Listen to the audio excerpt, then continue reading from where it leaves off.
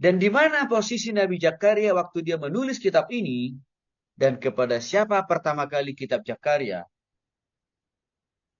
diajarkan, bahkan disampaikan oleh Nabi Zakaria. Yang pertama, saudara-saudara, kitab Zakaria ditulis dalam dua bagian besar. Bagian yang pertama, mulai dari pasal 1 sampai dengan ayat pasal 8. Ditulis sekitar tahun 520 sampai dengan tahun 518 sebelum Kristus lahir atau sebelum Masehi. Sedangkan bagian kedua, mulai dari pasal 9 sampai dengan pasal 14, ditulis sekitar tahun 470 sebelum Masehi. Jadi agak istimewa kitab ini. Karena tahun penulisannya itu tidak bersamaan semua pasalnya, tapi dibagi dalam dua bagian. Pertanyaannya, kok kenapa sampai dibagi dalam dua bagian? Penulisan daripada kitab Zakaria. Sekalipun sebenarnya kitab Zakaria ini pasalnya nggak banyak. Hanya cuma 14 pasal kan gitu. Tapi begini saudara. Pembagian penulisan dari kitab Zakaria menjadi dua bagian itu pasti latar belakangi supaya ya kan Nabi Zakaria membutuhkan data fakta yang akurat. Maka untuk itulah seringkali saya katakan saudara, kitab-kitab kita baik dalam PL dan PB tidak pernah dihasilkan dalam satu hari. Atau dituliskan dalam satu hari. Bahkan tidak pernah juga ditulis dalam satu tahun. Di atas puluhan tahun. Mengapa? Supaya tidak ada fakta dan data yang tertinggal. Supaya tidak ada satu firman pun yang terabaikan. Yang terlupakan oleh para penulis Alkitab, baik para nabi di PL dan juga para rasul di Perjanjian Baru. Maka untuk itulah sebenarnya penulisan kitab kita termasuk kitab Zakaria ini memiliki periodisasi yang lebih dari satu periode, bahkan tahun yang berbeda. Jadi kita bersyukur saudara, kita itu hanya tinggal menikmati saja sebenarnya. Dari apa yang ditulis oleh para nabi dan juga para rasul dalam Perjanjian Baru. Kita hanya tinggal menikmati. Kita hanya tinggal membaca, merenungkan, dan melakukan. Artinya apa? Kita tidak perlu korek-korek lagi fakta, data, atau informasi-informasi dari sumber lain. Kenapa? Karena semuanya komplit. Tapi sayang, kita sudah dikasih banyak kemudahan dan keringanan oleh Tuhan lewat para nabi dan juga para rasul dalam Perjanjian Baru menuliskan firman Tuhan. Toh juga orang Kristen di zaman sekarang masih malas juga membaca, merenungkan, apalagi melakukan firman Tuhan. Bahkan banyak yang membuang firman Tuhan. Maka tidak salah kalau kehidupan manusia di zaman sekarang ini, kalau kita lihat trennya tidak semakin bertambah dekat kepada Tuhan. Wajar, karena apa? Ketertarikannya terhadap firman Tuhan semakin rendah. Nah, seperti saya singgung tadi, saudara-saudara, kitab Zakaria memiliki 14 pasal dan 211 ayat. Tapi saudara, sekalipun kitab ini pasalnya hanya cuma 14 dan ayatnya cuma 211, tidak berarti kitab ini kurang makna, ya, kurang dampak, kurang maksimal menyampaikan pesan-pesan Tuhan bagi orang Israel atau juga bagi kita? Tentu tidak. Karena di dalamnya kaya pesan-pesan firman Tuhan kepada orang Israel pada zaman itu, termasuk juga kepada zaman kita di zaman sekarang.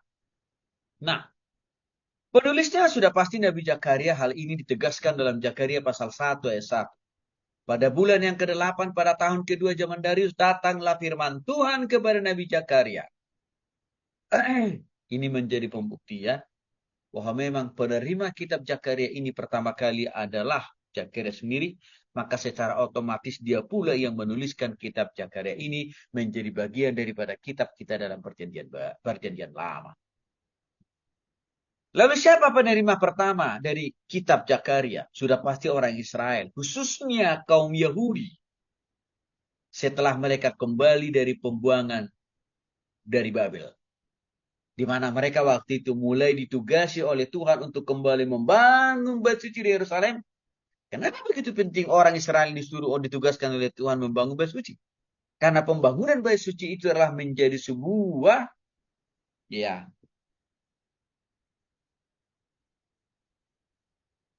kesempatan yang diberikan Tuhan kepada orang Israel menghormati Tuhan. Pembangunan bait suci itu menjadi momentum mereka untuk kembali taat kepada Tuhan. Pembangunan bait suci itu menjadi kesempatan dan peluang bagi mereka juga untuk meninggikan dan memuliakan Tuhan. Dan pembangunan bait suci itu, khususnya di Yerusalem itu, juga menjadi lambang kehadiran Tuhan yang siap untuk memberkati dan menyertai orang Yahudi atau orang Israel secara umum. Nah, apa yang menjadi tujuan kitab Zakaria? Mendorong orang Yahudi lagi-lagi supaya mereka menuntaskan pembangunan bait suci yang dulu sudah pernah luluh lantah karena ketidaktaatan mereka kepada Tuhan. Itu salah satu tujuan daripada kitab Zakaria. Jadi saya katakan di awal ada dua latar belakang. Kenapa sempat terhalang, tertunda pembangunan bait suci ini? Ada bangsa-bangsa di sekitar orang Israel waktu itu yang berusaha menghalang-halangi pembangunan bait suci itu. Sudah pasti bangsa-bangsa itu adalah bangsa-bangsa yang tidak percaya kepada Tuhan yang kita sembah di dalam nama Bapa, Putra, dan Roh Kudus. Yang kedua, masifnya, suburnya, keegoisan orang-orang Israel yang kaya raya pada zaman itu. Mereka lebih sibuk membangun istana dan rumah tempat tinggal mereka sendiri. Sehingga pembangunan bait itu juga tidak dapat dukungan dana dari orang-orang kaya di kalangan Israel. Maka karena mengingat dua faktor tadilah, Tuhan memanggil dan memilih dan mengutus Nabi Zakaria untuk mengingatkan bangsa Israel bangun kembali. Bait suci itu kata Tuhan. Nah yang kedua, ya ada persoalan masalah iman nanti akan kita temukan di dalam kehidupan bangsa Israel di zaman Nabi Zakaria. Ada persoalan iman. Persoalan iman itu maksudnya gimana? Masalah pertobatan. Masalah ketaatan. Masalah kesetiaan bangsa Israel. Saudara-saudara, di zaman Nabi Zakaria juga sedang mengalami kemunduran yang luar biasa. Maka dua tugas pokok itulah kitab Zakaria ini ya ditulis oleh Nabi Zakaria dan disampaikan kepada orang Israel. Hal itu ditegaskan dalam Zakaria pasal 1 ayat 3. Sebab itu katakanlah kepada mereka, beginilah firman Tuhan semesta alam. Kembalilah kepadaku. Demikian firman Tuhan semesta alam. Maka aku pun akan kembali kepadamu. Menarik ayat ini, saudara.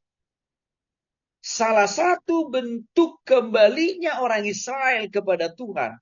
Tuhan suruh, Tuhan tugaskan mereka tuntaskan pembangunan bait suci di Yerusalem.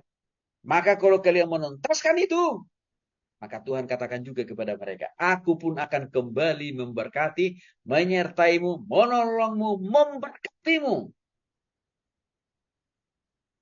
Itu janji Tuhan. Jadi saudara yang dikasih oleh Tuhan Yesus Kristus sebenarnya begini. Tuhan tidak hanya menuntut kita sepihak melakukan firman-Nya. Tapi Tuhan di sisi lain juga bertanggung jawab, punya tanggung jawab pula. Memberkati kita waktu kita taat melakukan apa yang Tuhan firmankan. Karena di sini dikatakan, kembalilah kepadaku, ya, aku pun akan kembali kepadamu. Maka saudara dikasih oleh Tuhan Yesus Kristus, kesetiaan kita kepada Tuhan, konsistensi kita mengasihi dan melayani Tuhan, itu tidak pernah diabaikan oleh Tuhan. seberapa besar atau seberapa kecil yang kita perbuat